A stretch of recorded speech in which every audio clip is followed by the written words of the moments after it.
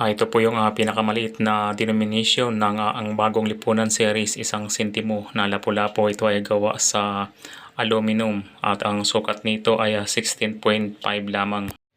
Ito naman ang tandang sura na 5 sentimo. Ang bagong lipunan series, ito ay gawa sa brass material at ang kanyang sukat ay 17 mm lang. Ito naman ang 10 sentimo Francisco Baltasar. Ito ay may sukat na 18 mm lang. At ito ay gawa sa copro nickel. At ito naman 25 sentimo Juan Luna. Ito ay may sukat na 21 mm lamang. Gawa din ito sa copro nickel. At ito naman ang piso na denomination ng ang bagong lipunan series. Ito ay may sukat na 29 mm